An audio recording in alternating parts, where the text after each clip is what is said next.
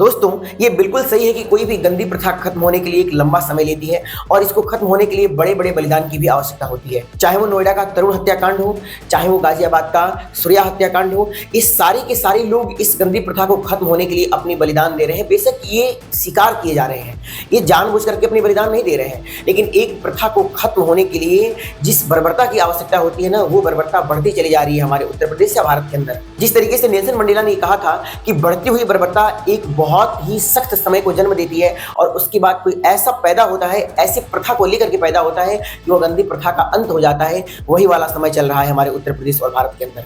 जैसा आप सभी जानते हो, 28 मई को बकरीद था और बकरीद के अंतर्गत अपने सगे दोस्त सूर्य प्रताप का मर्डर कर देने वाला असद उसका जिगरी दोस्त कहा जाता था।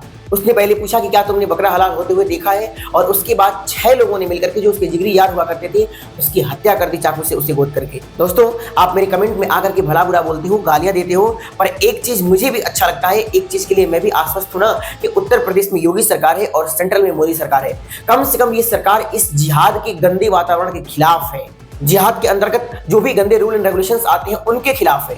वरना आप चिल्लाते हो ना कि डीजल महंगा है, पेट्रोल महंगा है, दाल महंगी है, गैस महंगा है, ये नहीं मिल रहा है, वो नहीं मिल रहा है ना। अगर उत्तर प्रदेश में योगी शासन नहीं होता ना, तो आपको सारी चीजें सस्ती मिलती, इसकी गारंटी शायद मैं दे सकता हूं, पर उन सारी सस्ती चीजों से ही बना हुआ भोजन आप सुबह कर लेती हैं, इसकी गारंटी आप भी नहीं दे सकते हैं।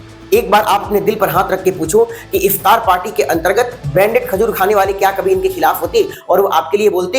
हिंदू अल्पसंख्यक होता चला जा रहा है। हिंदू, अगर इस बात पर तुम ध्यान नहीं दोगे तो आगे आने वाला समय तुम्हारा है और तुम भी तैयार रहना बकरीद के मौके पर कटने के लिए। बटोगे तो कटोगे, जिसने कहा है बहुत सोच समझ के कहा है।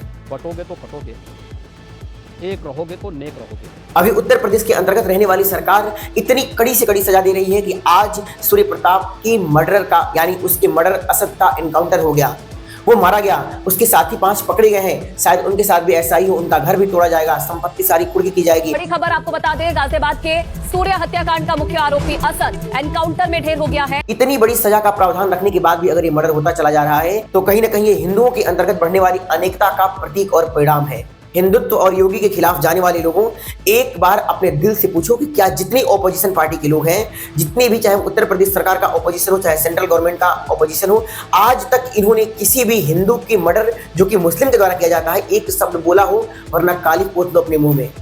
कभी नहीं बोला है इन लोगों ने, क्योंकि इन लोगों ने जिहाद का सपोर्ट किया है। उनके साथ बैठे खजूर खाने वाले, इफ्तार पार्टी करने वाले, वो कभी आपके नहीं हो सकते, वो हमेशा से उनके हैं। और अभी भी जो उनका एक हिडन सपोर्ट है ना, वही सपोर्ट मुस्लिमों से इतने बड़े बड़े काम को अंजाम देने के लिए प्रेरित कर रहा है, वरना ये लोग ऐसा नहीं कर पाते।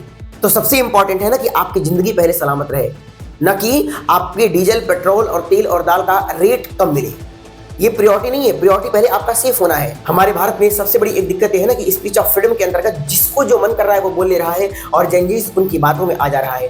यानी भारत में र्यूमर्स को फैलाना, अफवाह को फैलाना इतना आसान हो गया है कि जिसको जो मन कर रहा है कह दे रहा है और कर दे रहा है। लेकिन आपसे मेरा ये नम्र निवेदन है कि कम से कम आप रियलिटी को सोचने का तो प्रयास करो कि कौन आपके पक्ष में है, कौन जनता के पक्ष में है और कौन अफवाह फैला रहा है। मुस्लिमों के अंतर्गत बढ़ती गंदी एकता उनको सशक्त किए जा रही है और हिंदुओं के अंतर्गत बढ़ने वाली अनेकता उनको डिफाइल करती जा रही है, उनको कमजोर करती जा रही है। तो आप कम से कम इस चीज पर ध्यान दो कि आपके साथ क्या होने वाला है, भविष्य आपका कितना सुरक्षित है, और इस बढ़ते जिहाद को रोकने के प्रयास के लिए कम से कम एक तो हो जाओ।